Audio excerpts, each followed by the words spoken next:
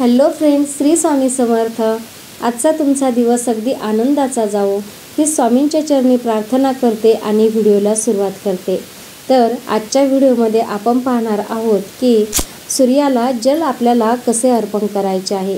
मकर संक्रांती येत आहे आणि मकर संक्रांतीच्या दिवशी आणि मकर संक्रांतीच्या आदल्या दिवशी म्हणजे भोगी सणाच्या दिवशी तसे तर आपण दर दिवशी आपण जल अर्पण करत असतो सूर्यनारायणाला, परंतु या 2 दिवसाचे काही विशेष महत्त्व आहे आणि आपल्याला ह्या दिवसामध्ये जल कसे अर्पण करायचे आहे ते आज आपण पाहणार आहोत।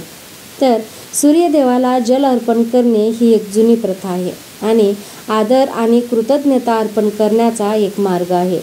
या प्रथेची मुळे हिंदू पौराणिक कथांमध्ये आपल्याला आढळत असतात आणि कालांतराने त्याचे आध्यात्मिक फायदे देखील उघड झाले आहेत। भगवान सूर्याला जल अर्पण करण्याचे महत्त्व आणि ते करण्याचा योग्य मार्ग आज आपण जाणून घेणार आहोत। तर भगवान सूर्य हे हिंदू धर्मातील सर्वात शक्तिशाली देवतांपैकी एक आहेत आणि अनादी काळांपासून त्यांची पूजा केली जात आहे। तो प्रकाशाचा परम स्रोत आहे आणि त्याला दैवी आभा आहे। हिंदू पौराणिक कथांमध्ये भगवान सूर्याला 7 घोडे चालवणाऱ्या रथांवर स्वार असल्याचे चित्रित केले आहे, जे मानवी शरीराच्या 7 चक्रांचे आणि त्यांच्या संबंधित इंद्रधनुष्याचे रंग दर्शवितात असे मानले जाते। भगवान सूर्याला अनेकदा कमळ धारण केलेले चित्रित केले जाते, हे जीवनाचे प्रतीक आहे। तसेच शंख, चक्रा, गदा पृथ्वीवरील जीवन टिकून ठेवण्याची क्षमता आणि त्याच्या उपचार शक्तीमुळे हिंदू धर्मात तो अत्यंत आदरणीय आहे। म्हणूनच सूर्यदेवाला जल अर्पण करणे ही त्याची प्रार्थना करण्याचा, कृतज्ञता व्यक्त करण्याचा आणि प्रकाशाने जीवनाचा आशीर्वाद दिल्याबद्दल त्यांचे आभार मानण्याचा एक मार्ग आहे। तर आपण डेली सूर्यनारायणाला पाणी अर्पण करत असतो, परंतु जल अर्पण करण्याचा योग्य मार्ग म्हणजे सूर्यदेवतेला जल अर्पण करण्याचा हा योग्य मार्ग आहे की प्रथम स्नान करून आपल्याला फ्रेश व्हायचे आहे, ताजे कपडे घालायचे आहे, म्हणजे थोडक्यात धुतलेले कपडे आपण घालायचे आहे आणि तयार व्हायचे आहे। ही पायरी खात्री करते की तुम्ही स्वच्छ आहात आणि सकारात्मक ऊर्जा तुमच्या भोवती आहे असं गृहीत होते। आता तांब्याचे भांडे पाण्याने भरायचे आहे, यासाठी तुम्ही तांब्यांचा छोटा घडा किंवा तांब्यांचा ग्लास पण वापरू शकता, पण तो तांब्यांचाच असायला पाहिजे। सूर्याकडे तोंड करून आपल्याला उभे राहायचे आहे आणि हळूहळू उंचावरून पाणी घालायचे आहे। सूर्याला जल अर्पण करण्याची उत्तम वेळ म्हणजे पहाटे सूर्योदय होत असताना सूर्य उगवल्यानंतर 1 तासापर्यंत तुम्ही पाणी देऊ शकता आणि पाणी ओतताना ओम घृणीम सूर्य आदित्यमुचा हा 7 वेळा किंवा 11 वेळा आपल्याला जप करायचा आहे। ओम घृणीम सूर्य आदित्यमु, ओम घृणीम सूर्य आदित्यमु असा 7 वेळा किंवा 11 वेळा आपल्याला असा जप करायचा आहे। आपण ज्यावेळेस सूर्याला पाणी घालू, सर्व पाणी सूर्याला अर्पण केल्यावर तांब्याच्या भांड्यातून पाण्याचा एक थेंब घेऊन आपल्या कपाळावरती आपल्याला लावायचा आहे।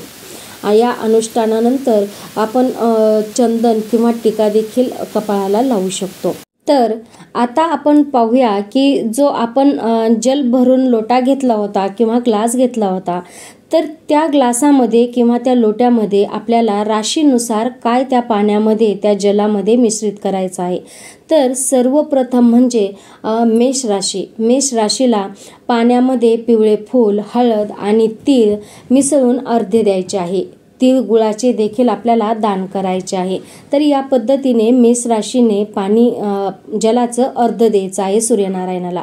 त्यानंतर वृषभ राशीने पाण्यात पांढरे चंदन, दूध, श्वेत पुष्प म्हणजे पांढरे पुष्प, तीळ घालून सूर्याला अर्धे द्यायचे आहे। त्यानंतर मिथुन राशीने पाण्यात तीळ टाकून सूर्याला अर्धे द्यायचे आहे। कर्क राशीने पाण्यात दूध, तांदूळ, तीळ घालून सूर्याला अर्धे द्यायचे आहे। त्यानंतर सिंह राशीने पाण्यात कुंकू आणि रक्तपुष्प, तीळ मिसळून सूर्याला अर्धे द्यायचे आहे। कन्या राशीने पाण्यात तीळ, दुर्वा, फुलं घालून सूर्याला अर्घ्य द्यायचे आहे. त्यानंतरून तुळ राशीने पांढरे चंदन, दूध, तांदूळ मिसळून सूर्याला अर्घ्य द्यायचे आहे. त्यानंतरून वृश्चिक राशीने पाण्यात कुंकू, रक्तपुष्प आणि तीळ मिसळून सूर्याला अर्घ्य द्यायचे आहे. धनु राशीने पाण्यात हळद, केशर, पिवळे फूल घालून सूर्याला अर्घ्य द्यायचे आहे. मकर राशीने पाण्यात काळे निळे फुलं, तीळ मिसळून सूर्याला अर्घ्य द्यायचे आहे. कुंभ राशीने पाण्यात काळे निळे फुलं, काळे उडीद, तीळ सूर्याला अर्घ्य द्यायचे आहे. आणि मीन राशीने हळद, केशर, पिवळे फूल मिसळून सूर्याला अर्घ्य द्यायचे आहे.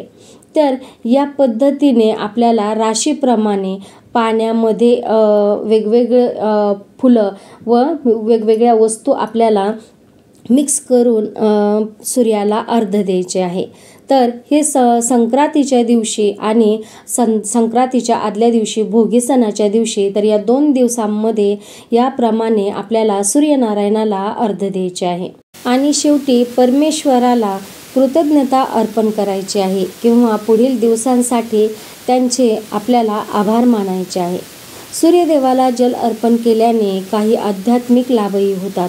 उगवत्या सूर्याला पाणी अर्पण करण्यासाठी आपल्याला सकाळी लवकर उठणे आवश्यक आहे, जे योग्य दिनचर्या तयार करण्यास मदत करते. हे तुम्हाला जीवनात अधिक शिस्तबद्ध आणि वक्तशीर बनवते.